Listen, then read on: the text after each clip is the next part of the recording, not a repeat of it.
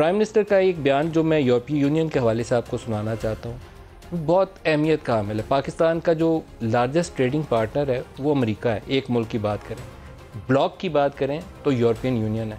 हम दुनिया के हर काम में मदद चाहिए हो तो वो अमेरिका से मांगते हैं या यूरोपियन यूनियन से कहते हैं जीएसपी स्टेटस दे दो हमें, जीएसपी प्लस, अदरवाइज़ तो हम मुकाबला नहीं कर सकती हमारी जो टेक्सटाइल की बरामदात है। तो हम उनसे पंगा क्यों लें? ना हमारी रूस से लड़ाई, ना चाइना से लड़ाई, हमने ना रूस फतह करना है, ना चीन फतह करना है, ना हमने वाशिंगटन में जाके झंडे गाड़ने हैं, ना यूरोपियन यूनियन का कुछ जाके लंदन के ऊपर बम मारना है। तो हमारी लड़ाई किस चीज़ के भाई? अपना मफाद ये है कि उससे भी बना के रखें, उससे भी बना के रखें।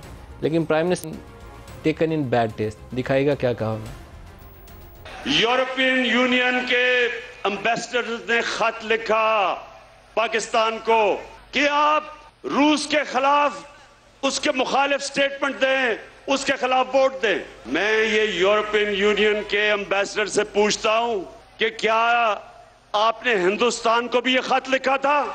जब कश्मीर में हिंदुस्तान ने इंटरनेशनल कानून तोड़ा, जो कश्मीर का स्टेटस खत्म किया, क्या आप में से किसी ने हिंदुस्तान से कोई राब्ता तोड़ा, कोई उनकी तनकीद की, कोई तजारत बंद की? क्या हम कोई गुलाम हैं कि जो आप कहेंगे हम कर लें?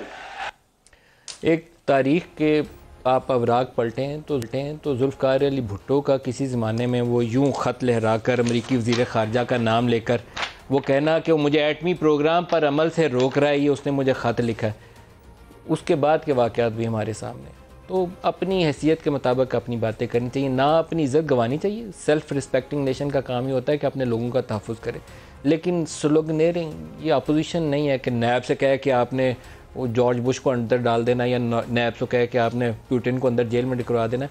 पाकिस्तान का मफाद देखिए भाई, फ़ॉरेन पॉलिसी हमारी है क्या, उसको सामने रखिए।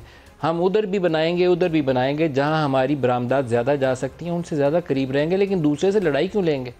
ये पाकिस्तान का मफाद है। दोनों तरफ मिल के चलें तवाज़ुन के साथ। हम ब्लॉक नहीं है, ना हमारी इतनी सक्कत है। हम तो किसी से जहाज़ ख़रीदने जाएँ तो पहले पूछते हैं कि आप हमें कर्ज़ा कितना देंगे कि हमने आपको जहाज़ों की पेमेंट करनी है। 6 साल का रायत देंगे, बग़ैर सूद के कर्ज़ा देंगे या कम शरह पे देंगे तो फिर हम आपसे 10 जहाज़ खरीदेंगे। तो इतनी बड़ी हमारी मार्केट है, तो उसके मुताबिक ही अपनी नारे भी मारने चाहिए। अपोजिशन के हवाले से जो कुछ उन्होंने कहा, वो अल्फाज उनके एक एक लफ्ज़ वो भी सुनने वाला। मेरे ख्याल में प्राइम मिनिस्टर के मनसब के ये शायान शान नहीं है अल्फाज का चुनाव करें। इंतखाबी कैंपेन के अंदर प्राइम मिनिस्टर नहीं होता, उस वक्त एक पोलिटिकल लीडर के तौर पर आप चैलेंज करते हैं। लेकिन जब आप इन ऑफिस हैं तो फिर तो एक एक लफ्ज़ को तोल के बोलना चाहिए। सुनाइएगा जी। ये लोग कौन है जो अदम इत्तेमाद की तहरीक चला रहे हैं? मुजरिम नंबर 1 नवाज शरीफ झूठ बोल के मिन्नतें करके बाहर चला गया। कभी गीदड़ भी लीडर बन सकता है? वो भगौड़ा जो उधर बैठा है, वो और उसकी बेटी, वो फौज को बुरा भला कहते हैं।